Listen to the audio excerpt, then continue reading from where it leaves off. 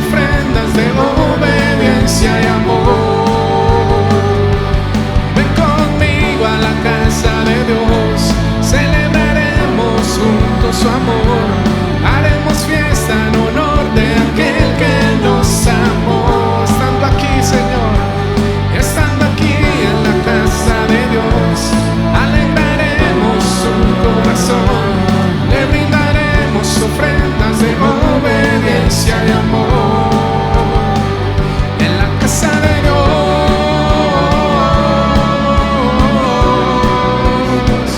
en la casa de Dios,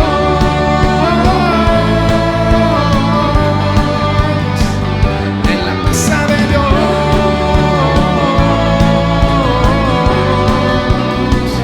en la casa de Dios. Dígale, ven conmigo a la casa de Dios, celebraremos juntos su amor. Haremos fiesta en honor de aquel que nos amó.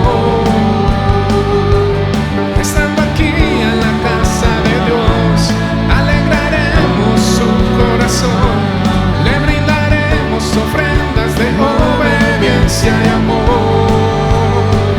En la casa de Dios,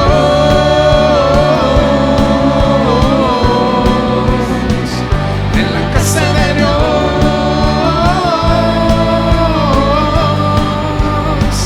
en la casa de Dios,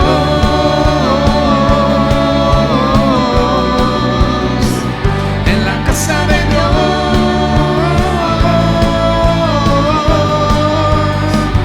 en la casa de Dios.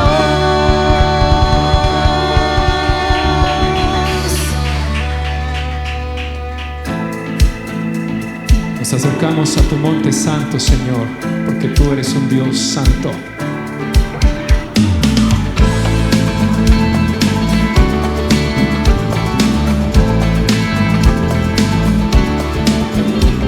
Nos vamos acercando al monte del Señor, rogándonos, clamando en nuestro corazón. Aunque nuestras rodillas tiemblen de temor, nos vamos acercando al monte del Señor. No puedes resistir el gran poder de Dios, lo frágil y cansado de mi humanidad. Y aunque nuestras rodillas tiemblen de temor, nos vamos acercando al monte del Señor. Puedes sentir el fuego limpiador, quemando la impureza de mi corazón. Puedes sentir el fuego limpiador,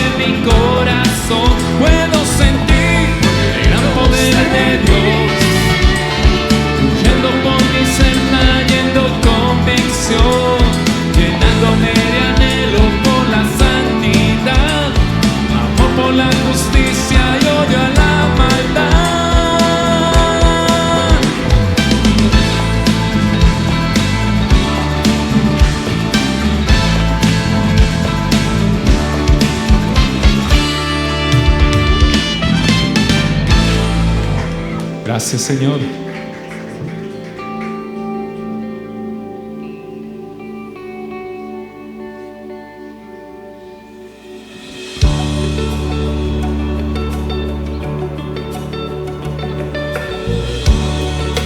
Hoy venimos a ti, Señor, a buscar de tu presencia.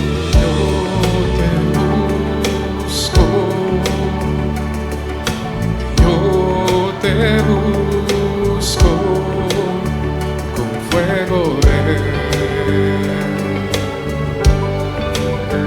mi corazón. Yo te busco,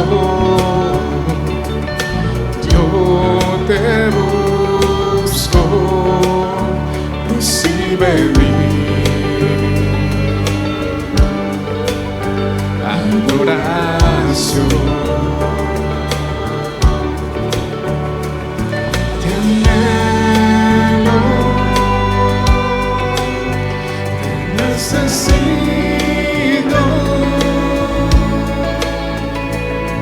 te amo más que a mí, Señor.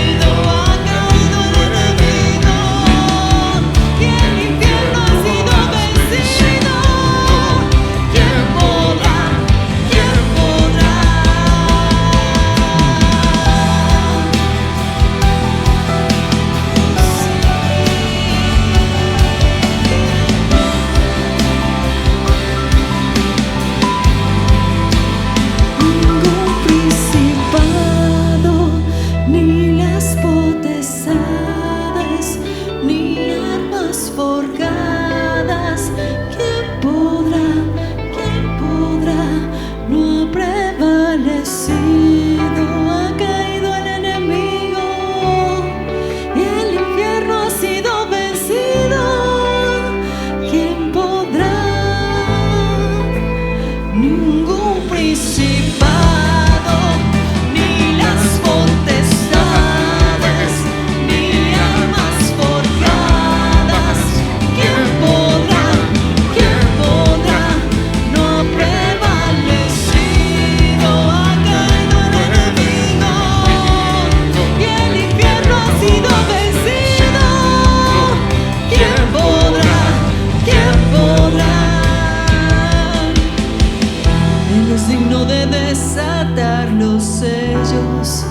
¿Quién podrá contra tu reino? ¿Quién podrá contra tu reino? Él es digno de desatar los sellos. ¿Quién podrá contra su reino? ¿Quién podrá contra su reino? Él es digno de desatar los sellos. ¿Quién podrá contra su reino? ¿Quién podrá contra su reino? Él es digno de desatar los sellos. ¿Quién podrá contra su reino? ¿Quién podrá contra su reino?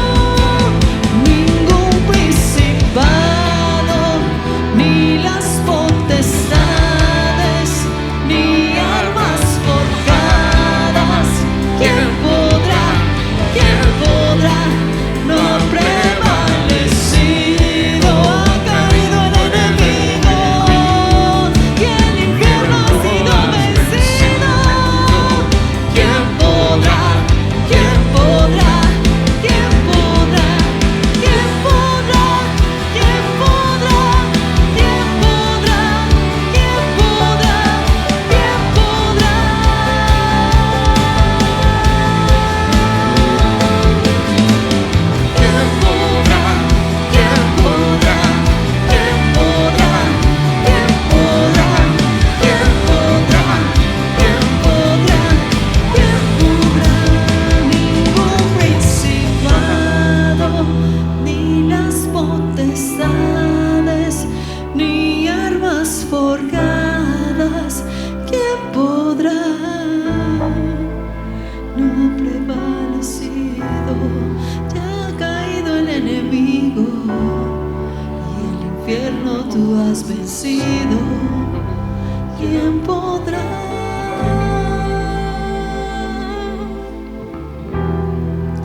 Con vestiduras blancas te esperaré sin manchas. Con vestiduras blancas te esperaré sin manchas. Con vestiduras te esperaré sin manchas. Con vestiduras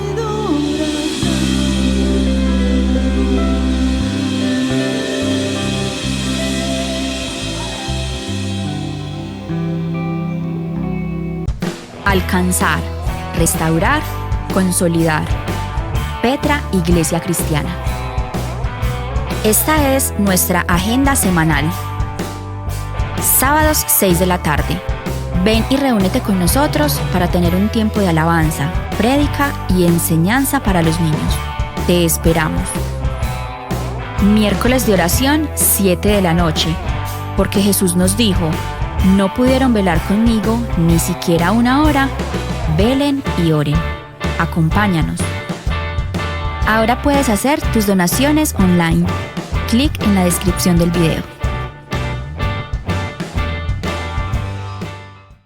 Buenas noches, que el Señor les bendiga. Hablar del perdón no es David Cares. Es muy fácil hablar del perdón, pero es muy fácil hablar del perdón de Dios hacia nosotros.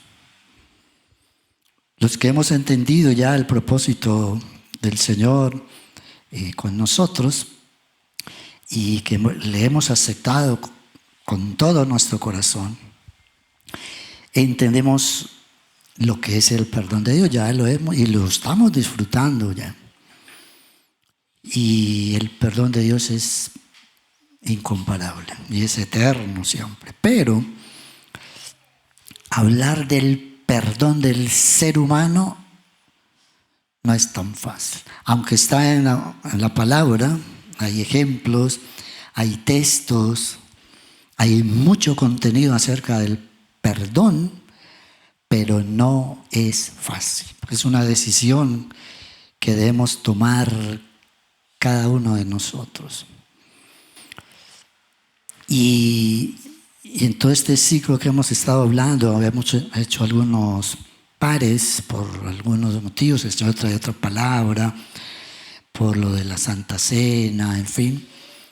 Pero hemos estado hablando de las distracciones que en el caminar con el Señor se nos van presentando y que pueden ser causa de desviarnos, porque las distracciones nos desvían y nos pueden alejar de la presencia de Dios. Y la falta de perdón es una distracción en nosotros, o puede ser una distracción en nosotros que nos aleje de la presencia de Dios.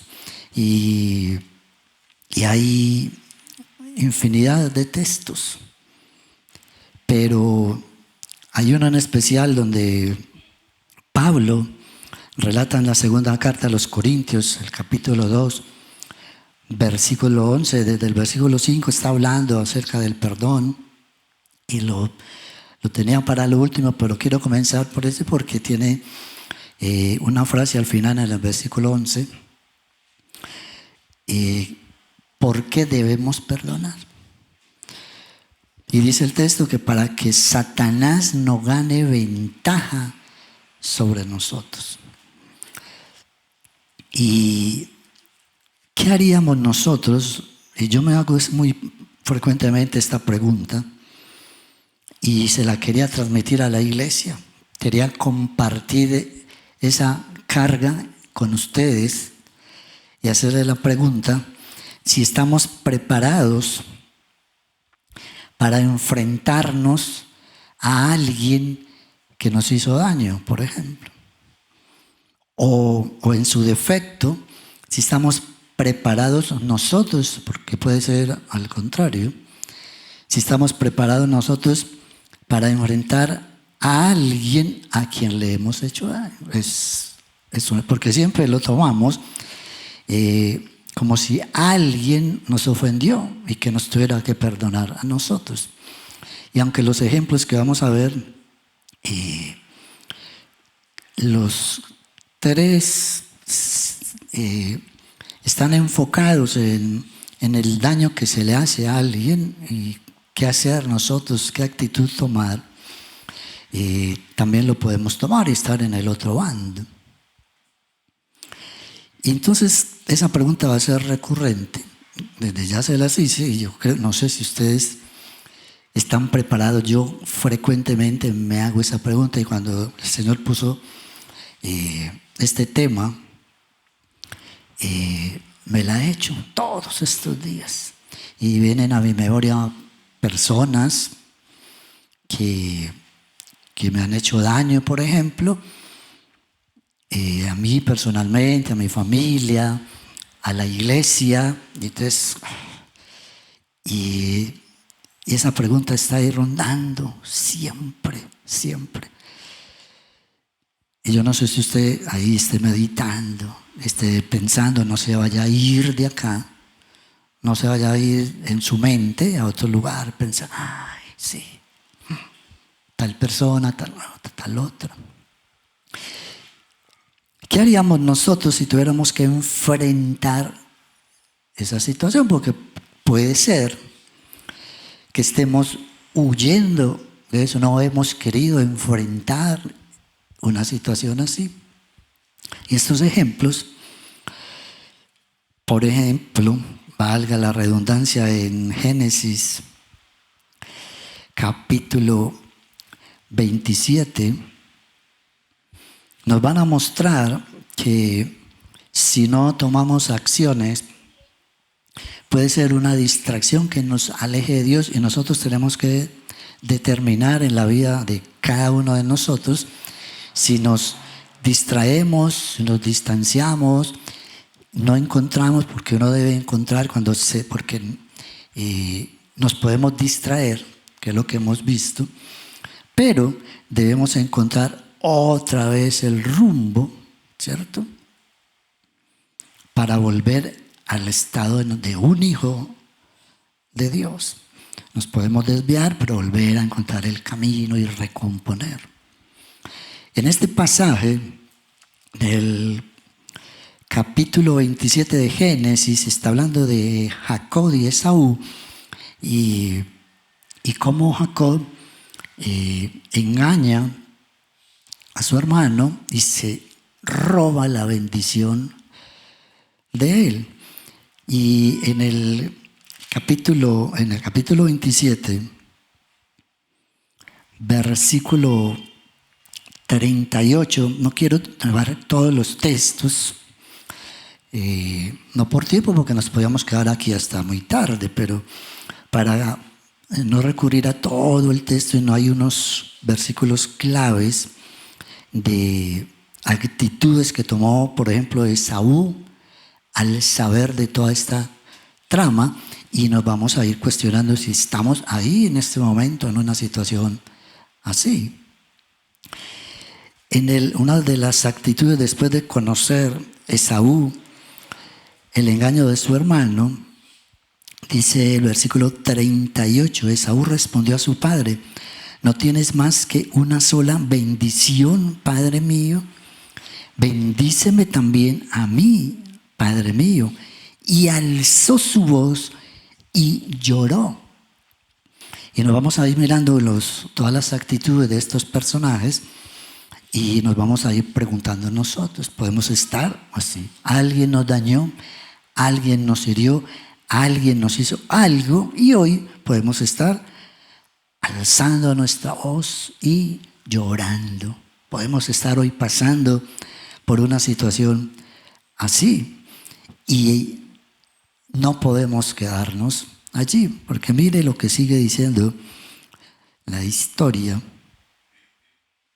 en el versículo 41.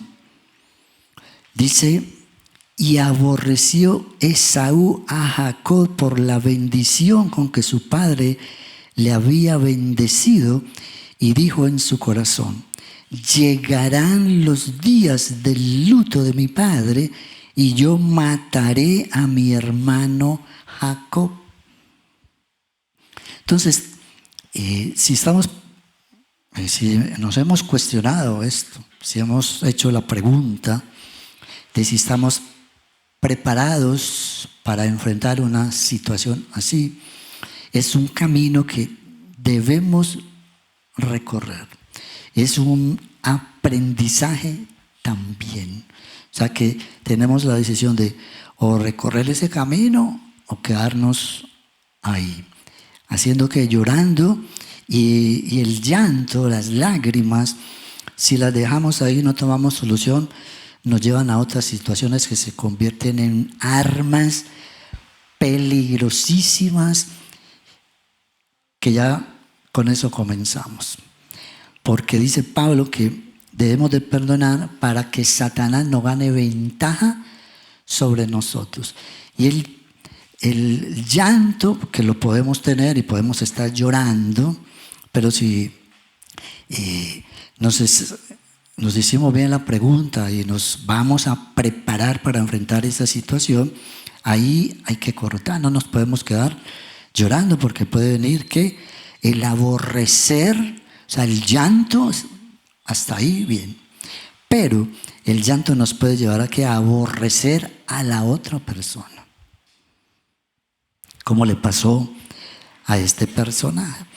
Además, el llanto, si lo dejamos ahí y se convierte en odio hacia otra persona, nos puede llevar a por lo menos tramar en nuestra mente la venganza por nuestros propios medios con la otra persona.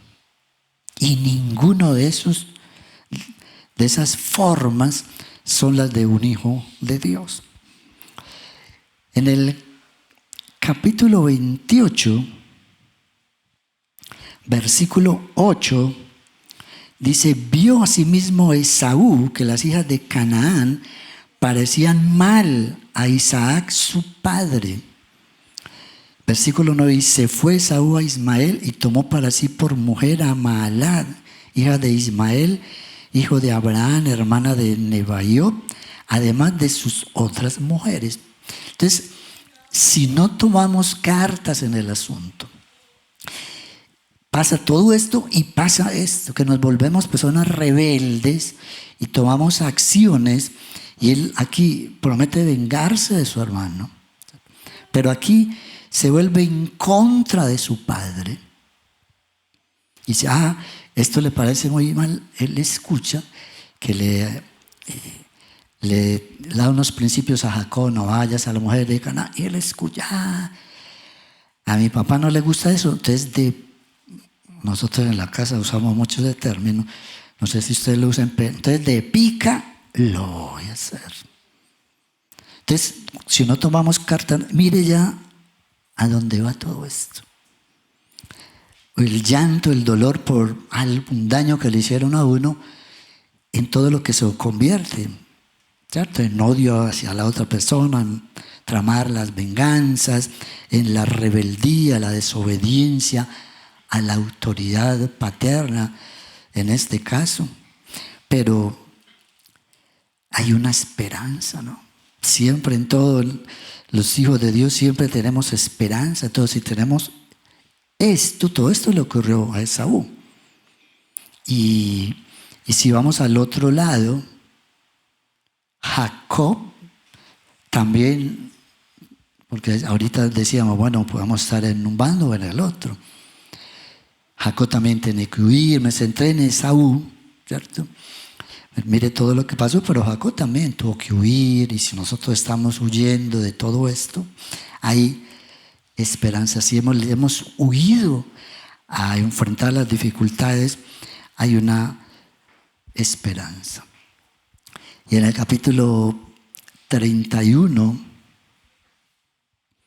versículo 3, dice el Señor: entonces el Señor, voy a leer la Nueva Versión, entonces el Señor le dijo a Jacob: vuélvete a tierra de tus padres, donde están tus parientes, que yo estaré contigo. Y llega el tiempo de tomar decisiones.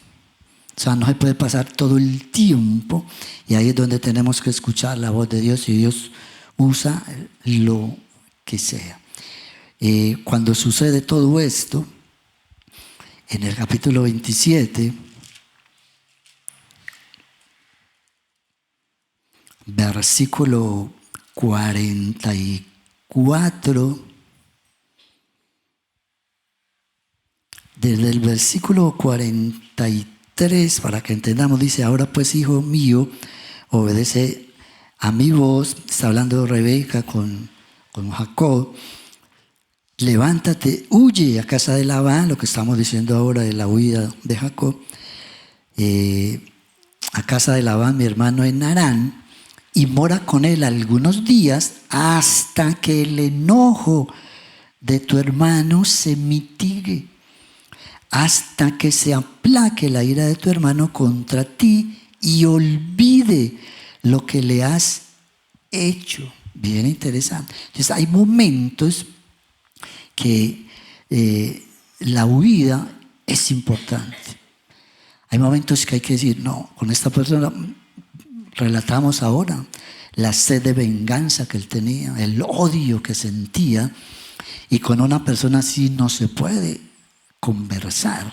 Hay momentos dados que es mejor dar un paso, esperar que se calme todo, pero va a llegar el tiempo y tenemos que enfrentar esto.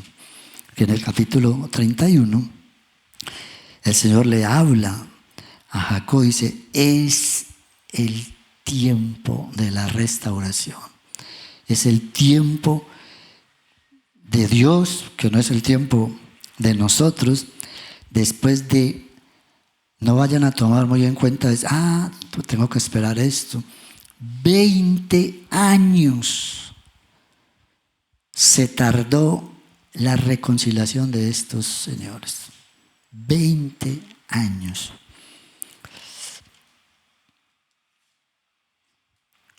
En el versículo 41, ahí en Génesis 31, dice, así he estado 20 años en tu casa. 20 años. Y el Señor, es el tiempo, pero es el tiempo de Dios, no solamente en números como 20, como tal, sino en el proceso que Él utilizó para aquietar a Esaú, calmarle su sed de venganza, toda su rebeldía, todo lo que le aconteció por lo que estaba sufriendo.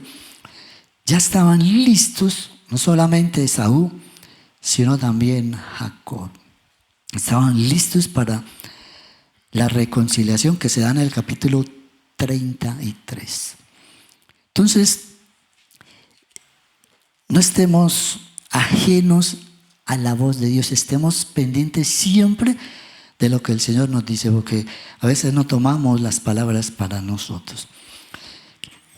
A veces le decimos, esta palabra es para tal persona, para tal otra.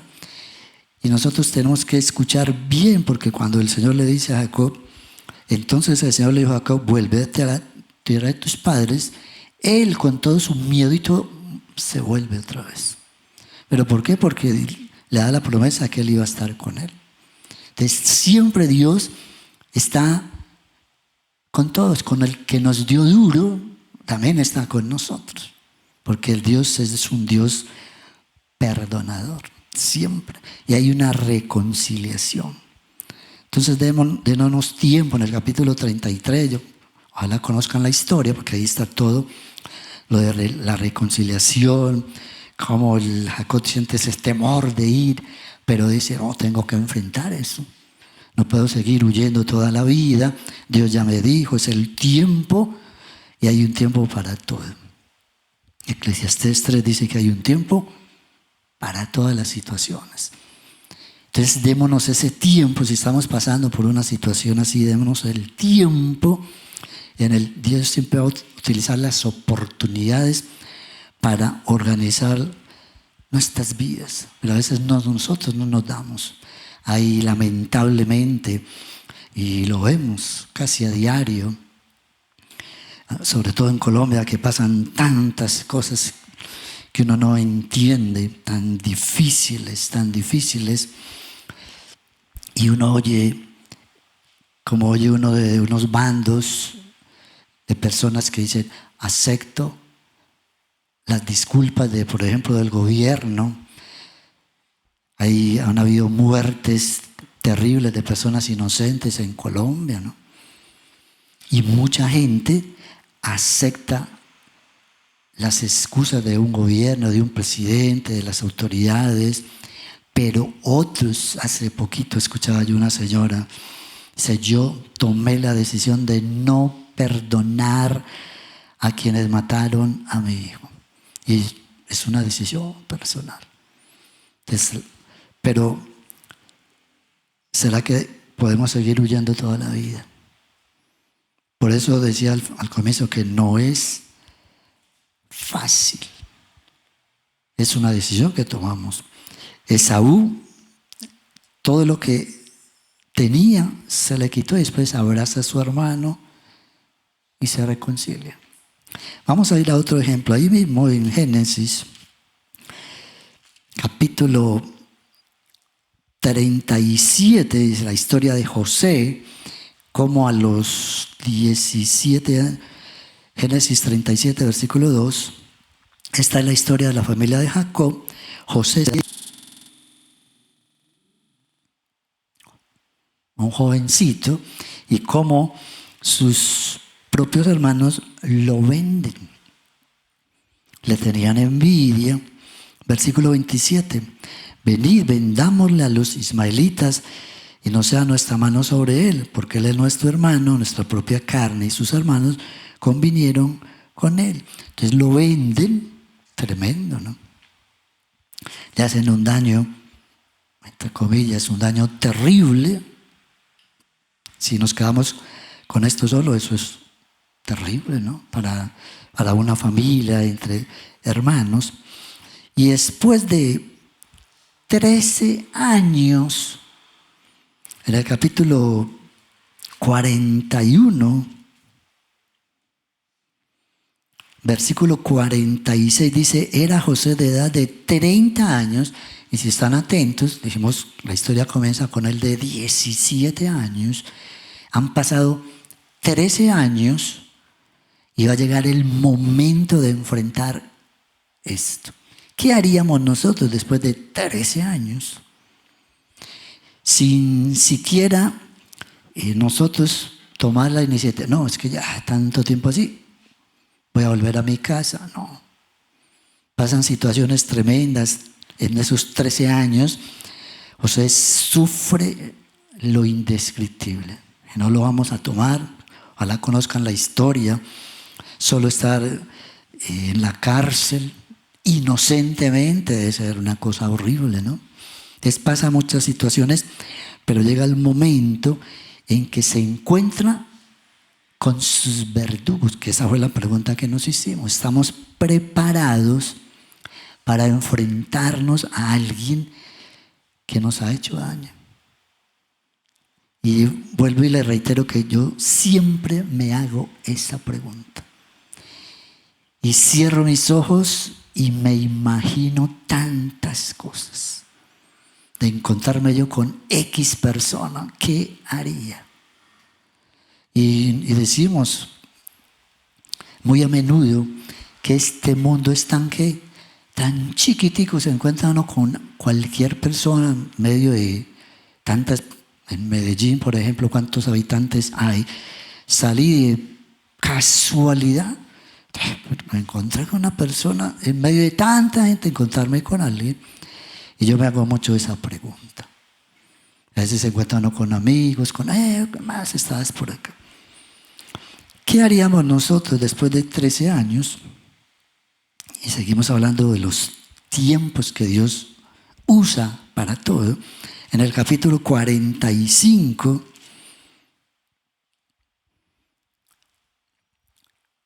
acontece todo lo del hambre en la tierra y cómo a pesar de todos los sufrimientos de José, Dios lo prospera, y vemos relatos donde aún en la cárcel el mensaje de esta parte de Génesis dice que Dios estaba con José, siempre estuvo con él. Y sus hermanos van allí a Egipto a buscar alimentos, y se da la oportunidad de encontrarse con José. Capítulo 45, versículo 1. No podía ya José contenerse delante de todos los que estaban al lado suyo, y clamó: hagan salir de mi presencia a todos. Y no quedó nadie con él al darse a conocer José a sus hermanos. Miren la actitud. Versículo 12. Entonces se dio a llorar a gritos. Algo similar pasó con Esaú. Lloró. Y oyeron los egipcios, y oyó también la casa de Faraón. Yo soy José, les declaró a sus hermanos. ¿Vive todavía mi padre? Pero ellos estaban tan pasmados que no atinaban a contestarle. Y si nos imaginamos, si volvemos a la pregunta, si nos encontráramos con alguien que nos hizo daño, ¿qué haríamos? ¿Qué le diríamos a esa persona o a esas personas? La otra persona se quedaría así pasmada. Ay, me encontré con el que le hice daño. O al contrario, mire lo que sigue diciendo. No obstante, José insistió acérquense. Cuando ellos se acercaron, él añadió, yo soy José, el hermano de ustedes. Mire lo que le dice. El hermano de ustedes, a quien vendieron a Egipto. ¡Wow! Tremendo, ¿no? Cómo les estrega en la cara lo que le hicieron. Hola, fulano de tal. Ah, vos fuiste el que me diste, el que me robaste. Ay, qué bueno, ¿cierto? Tú fuiste el que me engañaste, ¿cierto? Tú fuiste el que hablaste mal de mí y me dejaste. Estamos especulando si por algo nos pasó, ¿cierto? Lo interesante de esta historia es que él no oculta eso. Dice, no, para yo poder perdonar, no les puedo recordar lo que hicieron conmigo. Siempre tenemos que enfrentar todo y decirnos la verdad. Y él los enfrenta a ellos y les dice, ustedes fueron los que me vendieron. Interesante toda esa parte, porque no podemos nosotros, aún como creyentes, es que yo como creyente no puedo hacer eso. No le puedo decir a la persona, es que usted mire, y confrontar a la otra persona. No nos podemos quedar callados, pero no nos podemos quedar solo en esa actitud. Versículo 5, pero ahora, por favor, no se aflijan más, ni se reprochen el haberme vendido, pues en realidad fue Dios quien me mandó delante de ustedes para salvar vidas. ¿Qué actitud la de este Señor? Porque teniendo la oportunidad, ¿cierto? Ya les dijo, ustedes son fulano de tal. Entonces llegó mi hora, porque él tenía todo, para el momento, él tenía todo el poder de aniquilar a los hermanos. De decirle a Faraón, estos me vendieron, haga con ellos lo que quieran. Tenía el poder. Y a veces nosotros nos vemos en una situación así y tomamos cartas en el asunto, pero por nuestras propias manos. Ya sé qué voy a hacer. A veces salimos de todo eso. El Señor nos prosperó, nos dejó tirados por el engaño, por todo lo que nos hicieron. Salimos adelante. Y como Dios está conmigo, entonces me voy a vengar. Él no. Dice, eso fue un propósito de Dios. ¿Cuántos de nosotros, al enfrentar a una persona así, le podríamos decir, no, tranquilo, que eso fue un propósito de Dios? Realmente, si abrimos nuestro corazón, ¿cuántos de nosotros diríamos esa frase? No, eso fue un propósito de Dios. Tranquilo, hermano, tranquilo, no se preocupen. Él dice ahí, no se aflijan más, no se reprochen, porque esto fue un propósito de Dios. Versículo 8, fue Dios quien me envió aquí y no ustedes.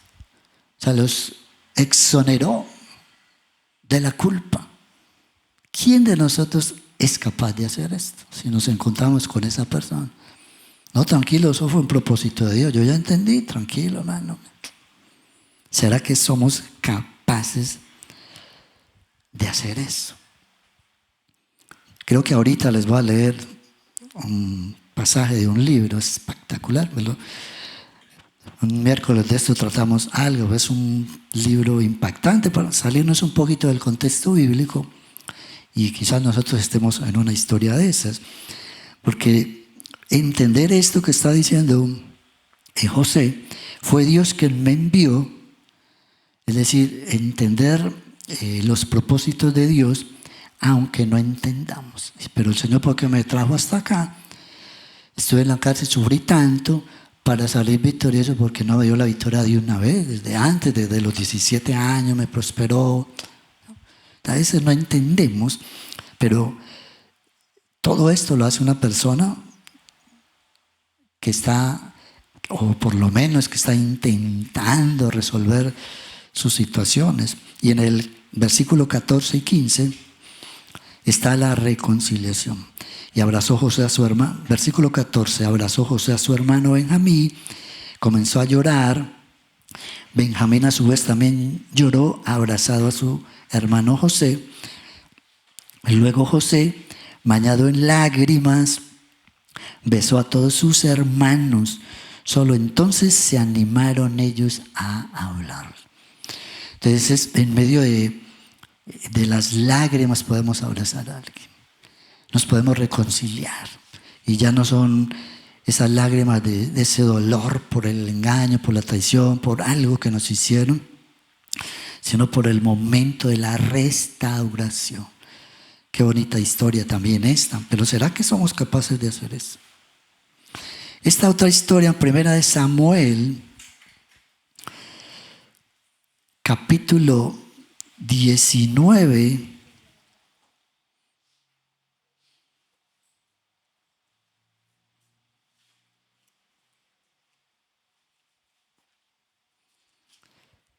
Primera de Samuel, capítulo 19. Vamos a hablar un poquito, no todo, pero la historia de David, de Saúl, y cómo por envidia, por celos de Saúl a David, eso se da también en nuestra sociedad, ¿no? Los celos. Y en el versículo 1 del capítulo 19 dice: habló Saúl a Jonatán su hijo y a todos sus siervos para que matasen a David. Entonces hace su trama y empieza un complot para matar a David, solamente por celos. ¿Será que nos ha pasado eso? Puede que nos haya pasado algo. Alguien nos tuvo envidia, nos quiere hacer daño. En el capítulo 21,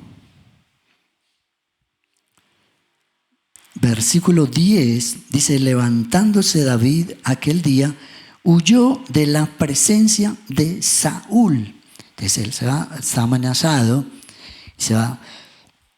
Más o menos lo mismo que aconteció en una de las otras historias, donde tiene que huir, y hay momentos en que tiene que apartarse, donde no hay diálogo, donde no se puede hablar con la persona.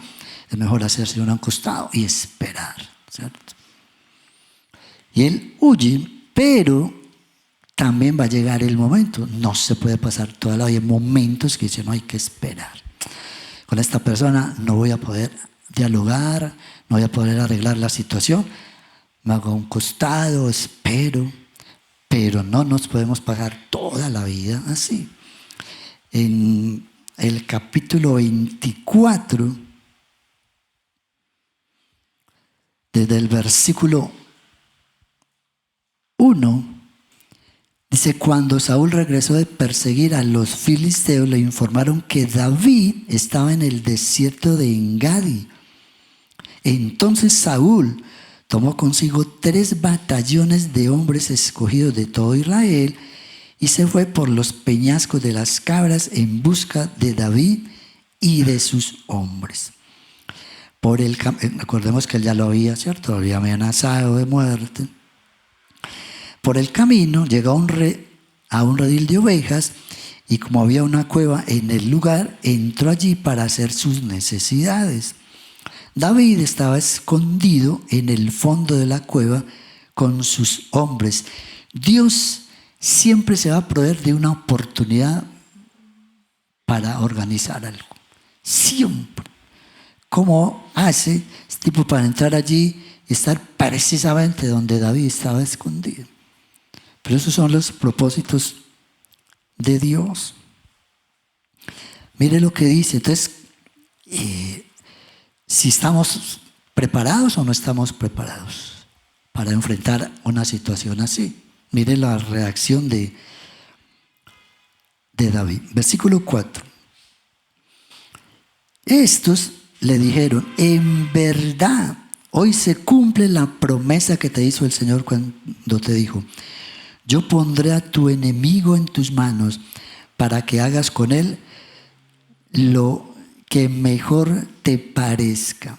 David se levantó y sin hacer ruido cortó el borde del manto de Saúl. ¿Qué actitud tendríamos nosotros si nos encontramos una oportunidad así? ¿Qué haríamos? David se puso a escuchar a los demás. Recordemos que el enemigo vino para robar, matar y destruir, pero todo. Entonces él empieza a susurrar al oído. Puede usar cualquier persona cercana aún. Aquí utiliza a los mismos compañeros de él para que le digan aproveche la oportunidad. ¿Cómo es que decimos acá? Se nos dan papaya. Y él se deja llevar en un momento dado, pero después en el versículo 5, porque él dice que al final del versículo 4, sin hacer ruido, cortó el borde del manto de Saúl. Pero en el versículo 5 dice, pero le remordió la conciencia por lo que había hecho. Tremendo. ¿Será que nosotros, en un momento dado y nos encontramos con esa persona que nos hizo daño, nos pasa aún por la mente, ay, me lo encontré, qué rico vengarme de esa persona? Quizás sea solo un pensamiento, no le hicimos nada, pero ya lo vimos muerto. ¿Será que nos ha remordido la conciencia, como dice el pasaje? Nos ha pasado, o quizás hoy, cuando nos hicimos la pregunta, ahora vino a nuestra mente, ay, tal vez, sí. Y no, como todavía como que se nos revuelve el estómago y ay, qué rico que le fuera mal, en fin. ¿Será que nos remuerde la conciencia cuando nos pasan esos pensamientos? Mire lo que sigue diciendo, versículo 6. Y les dijo a sus hombres, que el Señor me libre de hacerle al rey lo que ustedes sugieren. No puedo alzar la mano contra él, porque él es el ungido del Señor. Y eso habla, bueno, primero de la turbación que él sintió, ¿cierto? De actuar a la ligera, no puedo ni siquiera que se pase un mal pensamiento siquiera. Pero después habla del temor a Dios, de hacer algo en contra de los principios de Dios. ¿Será que tenemos temor a Dios por encima de todo, por encima de lo que nos hayan hecho, como nos hayan tratado? No podemos permitir, como sigue diciendo el versículo 7, de este modo David contuvo a sus hombres y no les permitió que atacaran a Saúl. No podemos permitir que esos pensamientos que a veces llegan, y hoy quizás estamos heridos por algo, y quizás estamos sufriendo, llorando por algo, por una situación difícil en la vida de nosotros, por algo así, pero no podemos permitir que ni nosotros ni nadie siquiera, porque a veces nos deleitamos con los oídos. Nosotros no decimos nada, pero los otros hablan mal de esa persona y somos felices. Le está yendo mal, ay, qué rico. Me vi tal persona, ¿te acuerdas? Ah, sí, yo me acuerdo. Le está yendo horrible, le pasó tal cosa. Y nosotros no, ni siquiera podemos permitir que nadie hable en contra de esa persona. Es un principio de nosotros, porque si no, no hay perdón. Entonces no podemos permitir nada de eso. Y después dice que ellos siguieron su camino. Después de ese encuentro, ahí no. Pero después hay otra oportunidad. Dios siempre va a presentar las oportunidades. Más adelante en el capítulo 26, versículo 7 dice, David pues y Abisai fueron de noche al ejército, y aquí que Saúl estaba tendido durmiendo en el campamento y su lanza clavada en tierra a su cabecera. Y Agner y el ejército estaban tendidos alrededor de él. Otra oportunidad. Entonces dijo Abisai a David: hoy ha entregado Dios a tu enemigo en tu mano. Ahora pues déjame que le hiera con la lanza y lo enclavaré en la tierra de un golpe y no le daré segundo golpe. Otra oportunidad, ¿no? Dios siempre nos da oportunidades y nosotros a veces van pasando vimos atrás donde él siente temor de Dios y no permite nada, pero quizás con el tiempo pueda pasar que no, ya es tanta cosa, ni él me pide perdón ni nada, no, como que no pasa en esto, y se da otra vez otra posibilidad de enfrentarnos a esa situación. ¿Qué haríamos? Mire lo que dice, y después de escuchar todo esto, versículo 9, David respondió a Abisai: no le mates, porque ¿quién extenderá su mano contra el ungido del Señor y será inocente?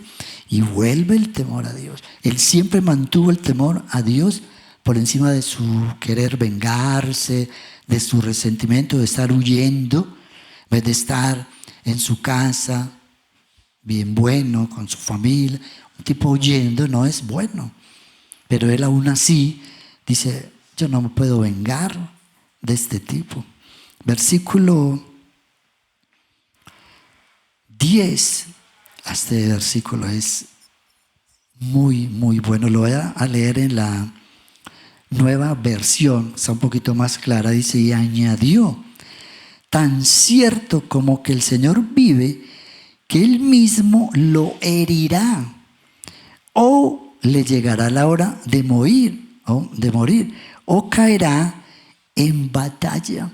Dice: Señor, la voluntad de la vida de Él está en las manos de Dios solamente. Nosotros no tenemos arte ni parte en eso. No dice: es que lo condeno, es que tal. Dios tiene en sus manos toda la situación de la vida de nosotros, la vida de quienes nos han hecho daño. Todo está en las manos del Señor.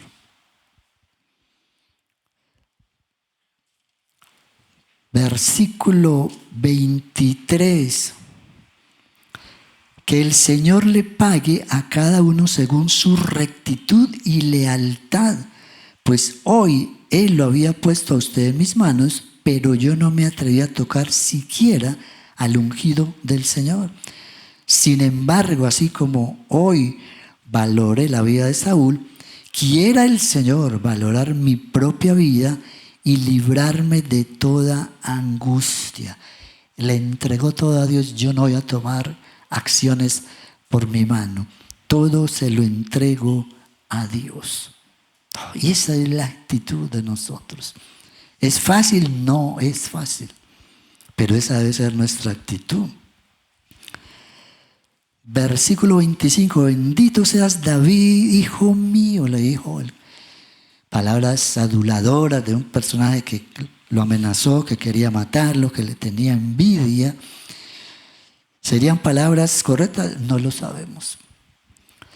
Respondió Saúl: tú harás grandes cosas y en todo triunfarás. Luego David siguió su camino y Saúl regresó a su palacio. No hubo una reconciliación. Se abrazaron, vamos para la casa. No hubo. Hay momentos en que quizás las relaciones no se restablezcan, pero hay paz en los que tomamos la decisión de hacer esto, de hacer lo correcto. Habrá paz, siempre la habrá. Mami, tráeme un libro que tengo ahí en el escritorio.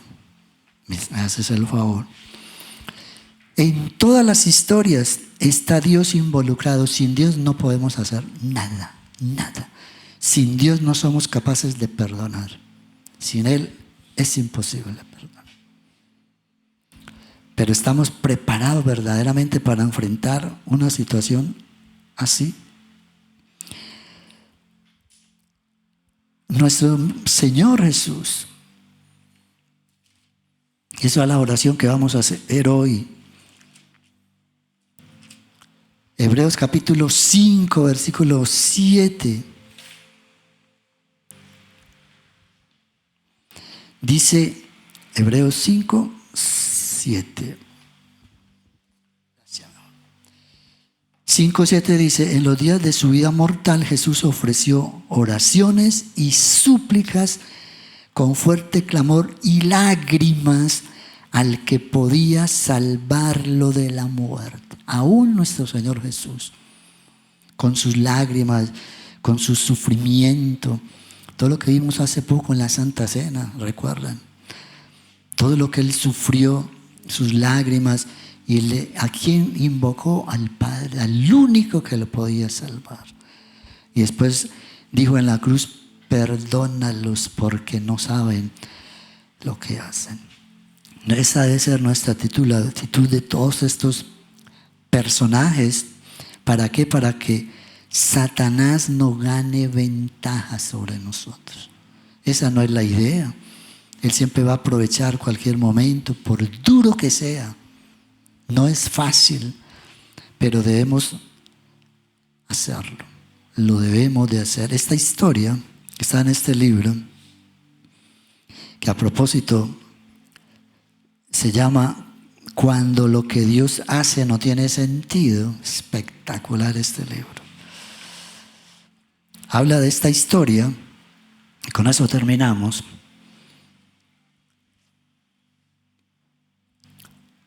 Dice: Corrie ten Boom, ella y su familia fueron enviados por los nazis a un campamento de exterminio en Ravensbrück, Austria, durante los últimos años de la Segunda Guerra Mundial. Todos ellos sufrieron una crueldad y una privación horribles a mano de los guardias de la SS, y finalmente solo Corrie sobrevivió. Después de la guerra, ella llegó a entregar su vida al Señor y ser una escritora famosa, y frecuentemente habló del amor de Dios y de su intervención en su vida. Pero en su interior aún sentía rencor hacia los nazis por lo que les habían hecho a ella y a su familia. 2 años después de la guerra, Corrie estaba hablando en Múnich, Alemania, sobre el tema del perdón de Dios. Después del servicio, vio a un hombre que estaba abriéndose paso para llegar hasta donde ella estaba. Lo siguiente es lo que más tarde Corrie escribió acerca de ese encuentro. Y fue entonces que lo vi abriéndose paso hacia adelante. Primero vi su abrigo y su sombrero marrón, luego un uniforme azul y una gorra con visera, con su calavera y 2 huesos cruzados. El recuerdo vino precipitadamente. El enorme cuarto con sus luces muy fuertes colgando sobre nuestras cabezas, el patético montón de vestidos y zapatos en medio del suelo, la vergüenza de caminar desnudas por delante de este hombre. Podía ver delante de mí la frágil figura de mi hermana, con las costillas bien visibles debajo de su piel transparente. Bexy, qué flaca estabas. El lugar era Ravensbrück, y el hombre que se acercaba a donde yo estaba había sido uno de los guardias allí, uno de los más crueles. Ahora estaba delante de mí y tendiéndome la mano me dijo: señorita, ese ha sido un magnífico mensaje. Qué bueno es saber que, como usted dijo, todos nuestros pecados están en lo profundo del mar. Y yo, que había hablado tan elocuentemente sobre el perdón, pretendí buscar algo en mi cartera en vez de estrechar su mano. Por supuesto, él no se acordaba de mí. ¿Cómo podía recordar a una presa de entre miles de mujeres? Pero yo me acordaba de él y de su látigo de cuero colgando de su cinturón. Estaba enfrentándome a uno de mis carceleros y parecía que la sangre se me había congelado en las venas. Usted mencionó Ravensbrück, en su mensaje, me dijo. Yo era uno de los guardias en ese lugar. No, él no se acordaba de mí. Pero desde ese tiempo, continuó diciendo, me he hecho cristiano. Sé que Dios me ha perdonado por todas las cosas crueles que hice allí, pero desearía que usted me perdonara también, señorita. Yo leo tanto este libro y siempre que lo leo, de nuevo me tendió la mano y me dijo, ¿quisiera usted perdonarme? Permanecí allí de pie. Yo, a quien Dios le había perdonado sus pecados una y otra vez, no podía perdonar a aquel hombre. Betsy había muerto en aquel lugar. Podía borrar él su lenta muerte con solo pedirme perdón. Solo habían transcurrido unos pocos segundos desde que él estaba allí de pie frente a mí, tendiéndome la mano, pero a mí me había parecido que habían pasado horas mientras luchaba con la cosa más difícil de todas las que había tenido que hacer en mi vida. ¿Por qué tenía que hacerlo? Yo lo sabía muy bien. El mensaje acerca de que Dios nos perdona tiene una condición previa: que nosotros perdonemos a aquellos que nos han hecho algún daño. Si no perdonas a los hombres sus ofensas, dijo Jesús, tampoco su Padre que está en los cielos les perdonará sus ofensas. Yo conocía esto no solo como un mandamiento de Dios, sino como una experiencia diaria. Desde que la guerra había terminado, yo había tenido un hogar en Holanda para personas que habían sido víctimas de la brutalidad de los nazis. Las personas que habían podido perdonar a sus antiguos enemigos habían sido capaces de regresar al mundo exterior y reconstruir sus vidas a pesar de sus cicatrices físicas. Pero aquellas personas que habían alimentado su rencor habían permanecido inválidas. Fue tan sencillo y tan horrible como eso. Y aún así permanecí allí de pie, con la frialdad paralizando mi corazón. Pero el perdón no es una emoción. Y yo también sabía eso. El perdón es un acto de la voluntad. Y la voluntad puede funcionar sin tener en cuenta la temperatura del corazón. Jesús, ayúdame, oré silenciosamente. ¿Puedo levantar mi mano? Eso es todo lo que puedo hacer. Dame tú el sentimiento. Así que inexpresiva y mecánicamente puse mi mano en la que estaba extendida hacia mí. Y cuando hice eso, algo increíble sucedió. Una corriente comenzó a fluir desde mi hombro, bajó rápidamente por mi brazo y penetró en nuestras manos unidas. Y entonces ese calor sanador pareció inundar todo mi ser, llenando de lágrimas mis ojos. Te perdono, hermano, grité, te perdono con todo mi corazón. Por un largo rato nos quedamos tomados de las manos, el antiguo guarda y la antigua presa. Jamás yo había conocido el amor de Dios tan intensamente como lo conocí en ese momento. Pero a pesar de todo me di cuenta de que realmente no era mi amor. Yo había tratado, pero me había faltado el poder.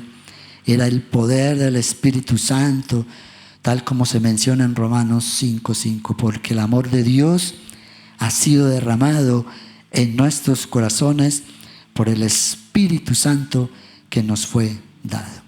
Espectacular, muy sentido, pero muy tremendo. El amor de Dios ha sido derramado sobre nosotros Y por Él es que podemos perdonar. Si el amor de Dios no estuviera en nosotros, ténganos por seguro que no seríamos capaces de hacerlo. Vamos a orar.